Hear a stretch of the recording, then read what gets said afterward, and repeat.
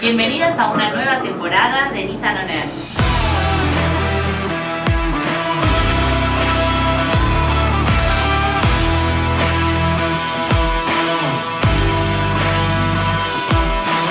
Y ya estamos en el aire, abróchense los cinturones. Cada episodio es un viaje en particular.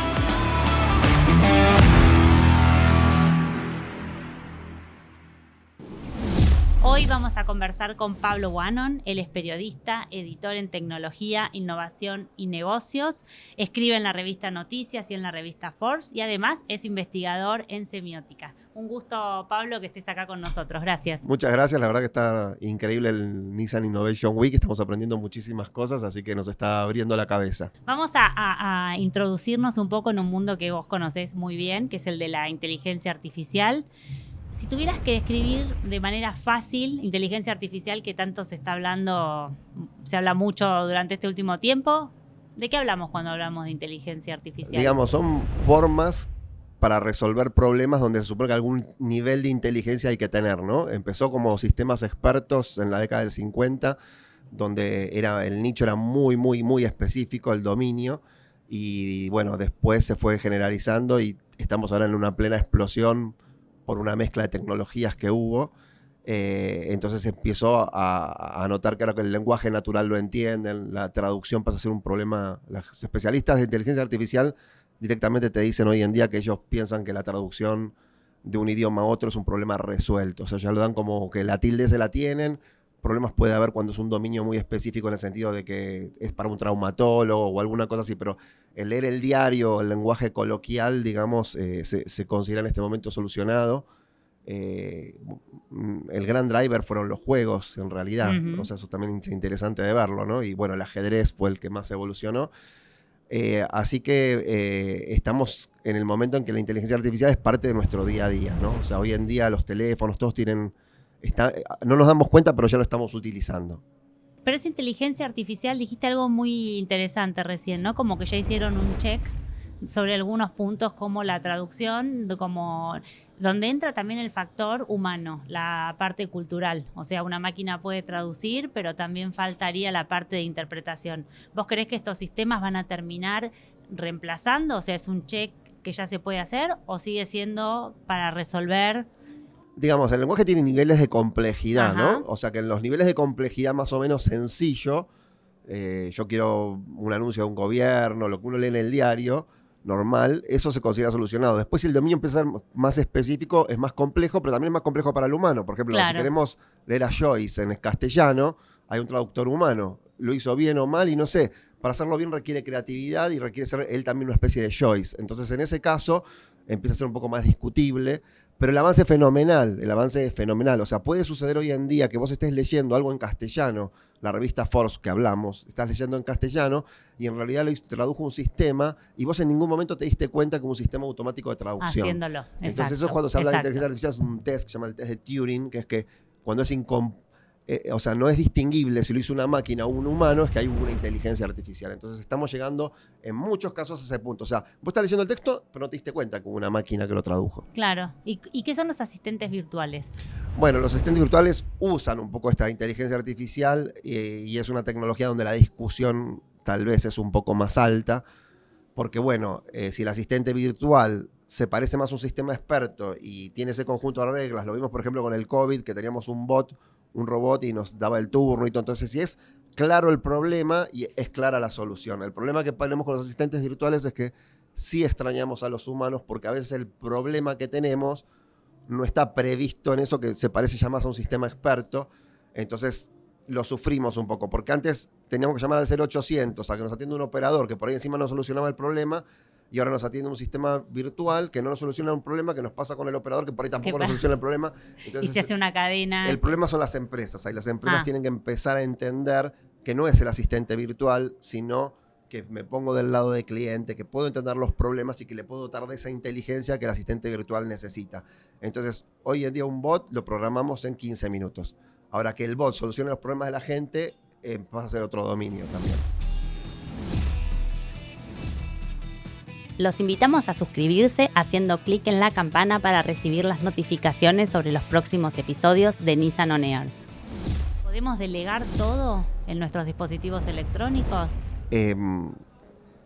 Hay un tema que se llama la procrastinación, ¿no? Uh-huh. Que es el tema de que nosotros dejamos para mañana todo y nos entretenemos y todo. Entonces, bien utilizado, es un uso de la tecnología, ¿no? Bien utilizado, un sistema nos puede organizar nuestro tiempo y nos puede inclusive alertar de que estamos demasiado adictos a mirar el diario en internet. O sea, nos puede ayudar un poco, ¿no? Entonces, hay tareas automatizables donde los sistemas digitales nos ayudan más. Hay temas donde nos fomentan adicciones que nos están creando problemas nuevos y la sociedad digital está entrando en un nuevo set de problemas que no tenía, digamos. O sea, nos crearon problemas que no teníamos, ¿no?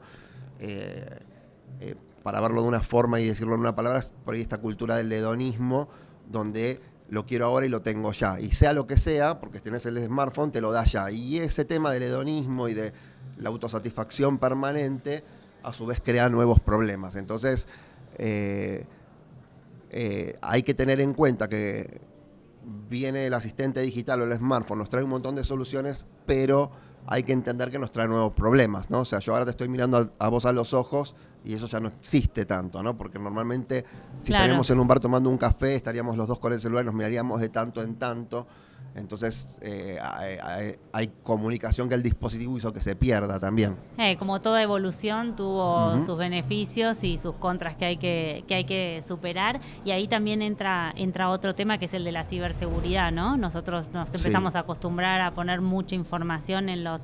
¿cómo nos tenemos que cuidar, digamos? Como el usuario común, digo. No, es un problema. Bueno, vos hablaste un poquito de semiótica, ¿no? Y eso sí se puede ver. O sea, a su vez, como se lo puede ver desde el punto técnico, hay todo un tema con la semiótica que sería desde la fake news a la información falsa a las formas de engaño y de malware que hay, que tiene una raíz semiótica porque en definitiva es que yo pongo tu foto pero vos no sos vos, entonces yo pienso que vos sos mi amiga, que me escribís por WhatsApp y te tengo que mandar plata y al final te la mando. O sea, hay todo tema que se llama ingeniería social, que es como uso la representación de las cosas, pero por detrás pasa otra cosa, y para darte cuenta hay un expertise tecnológico que tenés que tener.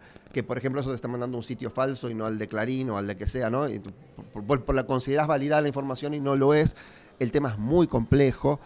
Y la tecnología está avanzando a darnos nuevas habilidades más rápido de lo que nosotros estamos solucionando los problemas antiguos. O sea, no solucionamos los problemas de los mails falsos, y hoy aquí vamos en Nissan que va a haber interfaces mente-cerebro para reaccionar mejor a los autos. Entonces, imagínate que también esos son nuevos problemas de seguridad. Entonces, las tecnologías avanzan y nos dan más habilidades, con lo cual crean nuevos problemas de seguridad y ni siquiera resolvimos los antiguos. Así que eso es un problema. El problema, un camino de solución del problema, es que se ha invertido mucho en el antivirus tecnológico, las distintas compañías que hay, y se ha invertido poco en el antivirus que está en el cerebro de uno, en uno, digamos, ¿no? Que eso es un problema cultural, educativo, etcétera. Entonces, tal vez en los programas educativos se invierte demasiado en ciertas cosas y el mundo cambia muy velozmente. No sé, por ejemplo, escribir a mano, sí, es muy útil, pero el chico antes de escribir a mano ya está en TikTok y ya le están pasando un montón de cosas por estar en TikTok. Entonces, y uno no puede evitar que pase, digamos, ¿no? Porque uno no puede dirigir que pase. Entonces, los chicos de 8, 9, 10 años están todos en TikTok y por ahí tienen 10 veces más seguidores que un periodista famoso. Entonces, el entender es esa... O sea, una buena idea de una empresa es una empresa que automatice procesos de enseñanza alrededor de estas cosas, ¿no? Porque de una forma también tiene una cierta lógica, ¿no? Pero el antivirus tiene que estar en la persona. O sea, se ha invertido en hacer el antivirus del software. Me bajo el antivirus. ¿Estoy seguro? No, no estoy seguro. Estoy un poco más seguro que no tener nada, pero estoy muy poco seguro, digamos. Entonces, el antivirus en las personas, que es un tema educativo, es esencial. Y en definitiva tiene que ver con una determinada educación. No es que hay que hacer un techi tecnológico que tenés que programar, pero tiene que ver con un entender las habilidades de cómo se usan las cosas. Eso te iba a decir, es entender primero para después hacer buen uso, porque también está el bombardeo de la información. Por ejemplo, si uno quiere, abre el celular, Twitter, Google mismo, hay información por todos lados. Bueno, cuando digo basta o qué leo, cómo se pone, no hay un límite. La gente aprendió a usar la computadora, pero no aprendió tanto de estos otros problemas que hablamos, que muchas veces su ataque es por la emoción. Y en ese momento de vulnerable, donde justo te quedaste sin trabajo, es muy difícil que vos desconfíes de eso, porque aparte es en LinkedIn y no sé qué, y vas a enviar el pasaporte digitalizado, y ese pasaporte después se va a vender en la Deep Web como un pasaporte para que alguien lo clone, para que un ruso entre a no sé dónde, bueno, lo que sea, ¿no? Estoy inventando, pero se entiende el concepto. Entonces, es una educación que no es solo tecnológica, sino es emocional. Y enseñar el manejo de las emociones nos es difícil, porque desde Sófocles hasta ahora las obras de teatro griegas siguen vigentes, digamos, y muy difícil para un chico de 8 años que va a estar con esto, ¿no? Entonces el desafío no es menor. Muy interesante lo que acabas de decir, te agradezco mucho que por hayas favor. estado con nosotros en Muchísimas Nissan On Air. gracias. No se pierdan el próximo episodio de Nissan On Air con especialistas de Latinoamérica para seguir descubriendo y conociendo las grandes tendencias en el mundo del marketing, la comunicación, el deporte, la tecnología y el metaverso.